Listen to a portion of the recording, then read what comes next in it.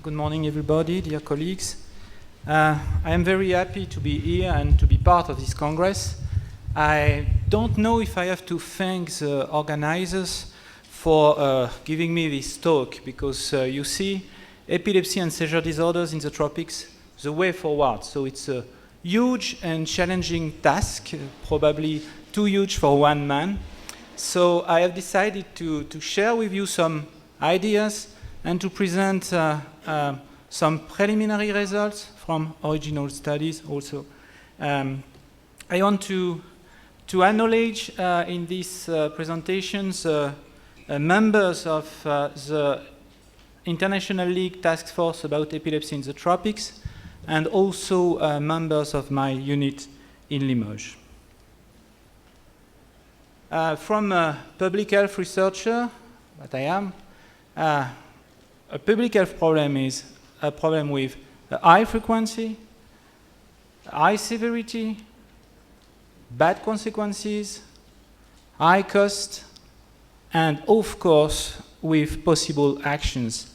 And we can say here really that epilepsy is a public health problem from the public health point of view. And these public health terms are sometimes misused or always used, but here it's really a reality. So just to complete the very nice talk from Gallo Diop this morning, I just want to share with you focus on sub-Saharan Africa. You know that we have published in 2005 a review about epidemiology of epilepsy in sub-Saharan Africa. And since 2005, we thought that many references have been published on that and indexed in Medline. So we wanted to update a little this review on incidence, prevalence, causes and risk factors, and treatment. And so we performed recently a new literature search in several electronic databases with, of course, precise inclusion criteria. And I will focus in this presentation about epilepsy and not acute seizures. And so the first main result that I want to share with you, and as Gallo Diop said this morning, this is a pity. We did not find any publication in 18 countries from sub-Saharan Africa. So maybe there are some works there are some unpublished work, of course, but international literature did not have a trace of that. So it's huge population, and so we have to do something about that, probably. The other point is that I agree with Gallo this morning that we only have very few estimates for incidence, and the median is now 81 per 100,000 per year, and only in 6 countries.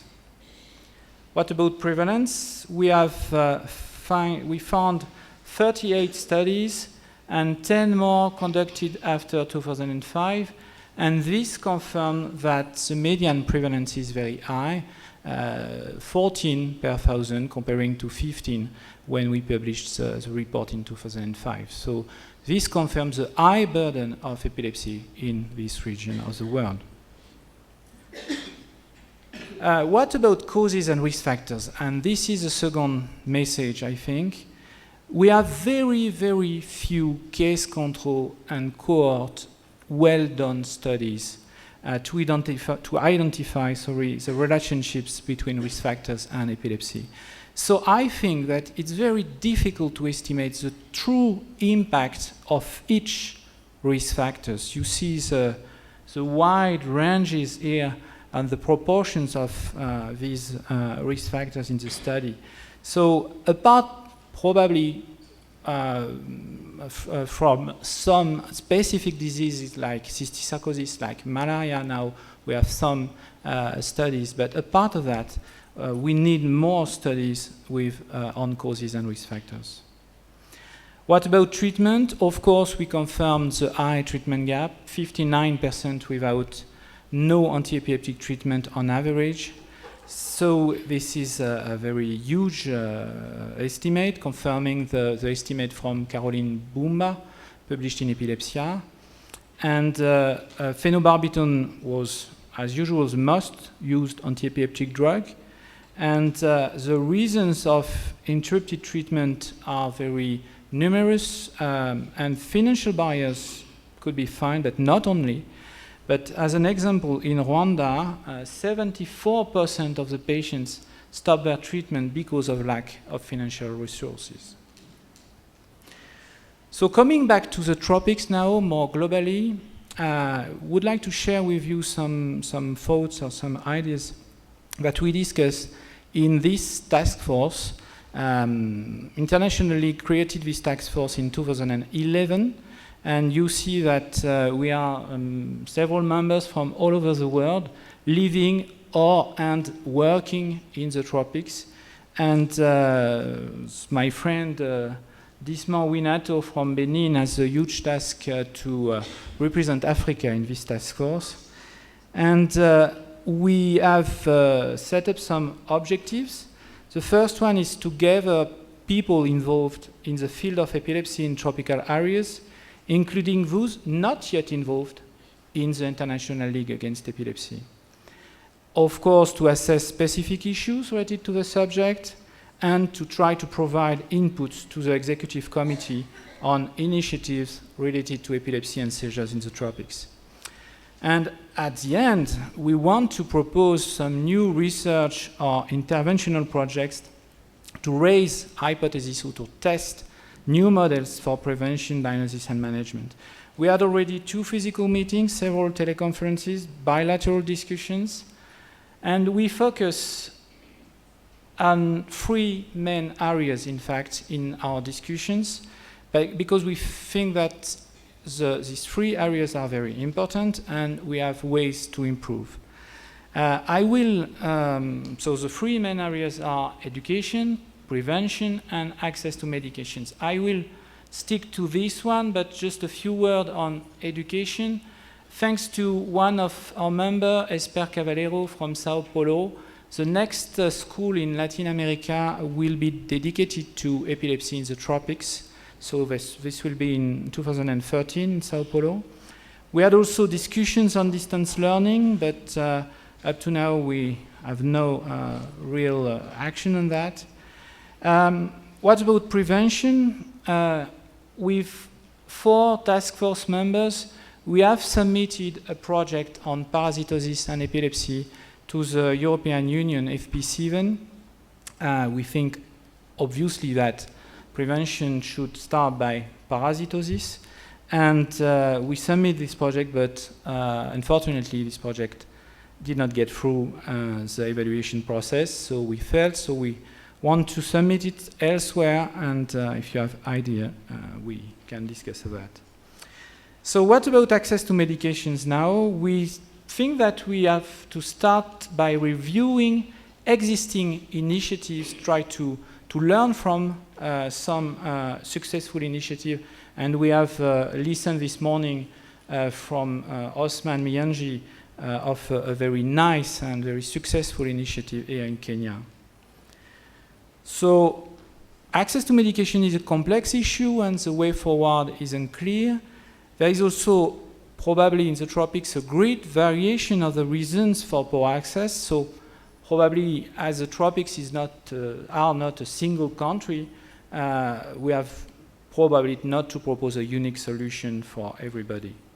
But we identify one common problem, increasing in fact, an increase of the regulation rules of phenobarbital in the countries, classifying phenobarbital as a controlled substance.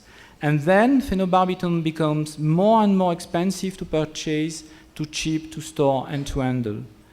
So to confirm this, we have recently sent to our contacts in the tropics a little questionnaire, a short questionnaire, to try to see how phenobarbital is used and if regulation exists in the tropics. And we get 20 answers, up to now 12 from Africa, sorry. And I want to sorry, I want to thank people in the room who already answered to this questionnaire. So what we found is that 60% of the country used phenobarbital in first intentions, 50% imported phenobarbital, 40% in 40% of the country phenobarbital could be found on illicit market. In half of the country, we can describe some geographical restrictions, for example, in some regions or in the rural areas, phenobarbital is not here. And most important probably is this figure. 1/3 of the country declare a special regulation limiting availability of phenobarbital, for example, at the customs. So this is probably a very key point that international organization could maybe tackle and set up, and it's very important, I think. So what we think we have to do is probably a systematic tropical-wide analysis of all the factors influencing adequate drugs availability and use. You know these factors, of course, mistakes, misbeliefs, deny, traditional treatment, the cost, the physical distribution chain, the availability, the low quality, the compliance, all the factors should be assessed probably at a national level and probably even at the regional level. So this is important. This is not an academic exercise, but we need to know precisely the factors. And what we have already done is to start a systematic analysis of existing initiatives in access to care. So let me show you some results about that. Again, we start with a literature review using chosen keywords in several databases. We found 28 papers. This is still preliminary results. We need to check, we need to complete, because probably it's not yet totally exhaustive. But when we move to the evaluation measures used in these initiatives, in these publications, what we can find is that efficacy was used, obviously, in many of them, but when you move to more relevant, probably, evaluation measures like cost effectiveness, social impact, or decreasing of treatment gap, only very few initiatives have used these evaluation measures. So probably we have to move and to push on more relevant evaluation measures. So these initiatives are usually community-based, integrated in the primary healthcare level, and used mostly phenobarbital, more or less other drugs. So you see the efficacy here, from 68% to 85% at 1 year, but the compliance range from 22 to 100% at 1 year. So probably we think that we have lessons to be drawn from the most successful initiatives, and this work is in process now. So in conclusion, very few evidences. We need to initiate, conduct, and publish studies in the 18 countries where no data exists in international databases. We need more case control and cohort population-based studies to clarify risk factors, and for that we have to join forces to get more money, to get funding. Very difficult. And we need probably an analysis of factors influencing adequate drugs availability in tropical areas. I finish. 1 minute, please, Mr. Chairman, if I can. We think that we have to obtain the Ministry of Health commitment in these things, because they need to be committed to the national programs. We need a lobbying to release this regulation on phenobarbital, and we need to develop more training and access to care initiatives using more relevant evaluation measures. So the development of strategy requires an holistic approach with several components: medical, pharmaceutical, sociocultural, economic, and we need to train health workers and information and education campaigns, of course, with public-private partnership. So we are in Africa, and we can share the goals of the Commission for African Affairs, of course. Gallo told you this morning already. So I let you with this paradox. I cannot accept as a researcher. Thank you very much.